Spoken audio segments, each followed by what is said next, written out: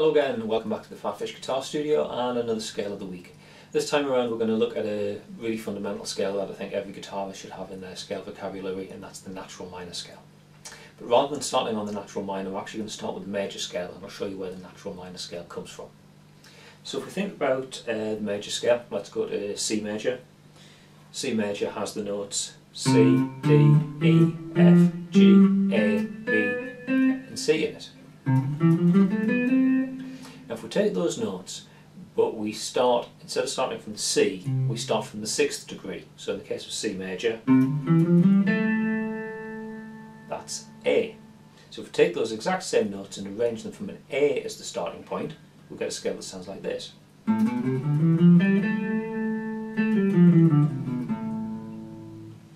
Now that, as you can hear, sounds different to the major scale.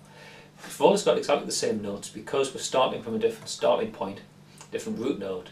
The intervals going through the scale are different. So if you look at the notes and the intervals in the C major scale, it looks like this. And then if you look at the notes and the intervals of the natural minor scale, it looks like this. Okay, now the thing that makes this a minor scale is the fact we have an interval of a minor third, or 3 semitones between the 1st degree and the flat 3rd degree. Fundamentally that's what minor means. It means there's a flat third in the scale. And a natural minor is what's known as the relative minor of C major. Relative means it's got the same notes, same note names, but they're arranged in a different order. You might also hear the term the parallel minor. What that is the natural minor scale with the same root note as the major scale. So if I took the notes of the natural minor scale, so the intervals within it, like that pattern of intervals, but started from C,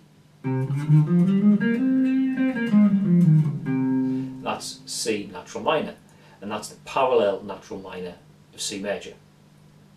The thing that they have in common is the root note. It's a natural minor scale because of that pattern of intervals. And the natural minor scale is a really useful scale to know. It's got a much sadder sound, I think, compared to the major scale, and it gets used an awful lot in rock music, particularly if you're into like the metal styles and so on. You want to play anything where you're playing like ballads, anything sad. Generally, you'll go towards a minor sort of key, and be good to use the natural minor scale. Okay, so let's fire up a copy of PhatPhish and see where the notes of A natural minor are on the fingerboard. And based on that we can pull out a reasonably easy to play, almost one note per fret scale box. So as always, take the time to get familiar with the way that the scale sounds and the way that the notes of the scale are laid out on the fingerboard. You incorporate it into your daily practice routine, incorporate it into your playing. Like I say, it's an incredibly useful scale, and you will, I guarantee you will use it quite a lot, so be familiar with it and be able to play it proficiently. It'll stand you in good stead. Okay, so thanks very much for watching. I'll see you next time with another scale of the week. In the meantime, don't forget to subscribe if you're not already subscribed on YouTube, with a link down there, and I'll see you next time. Bye for now.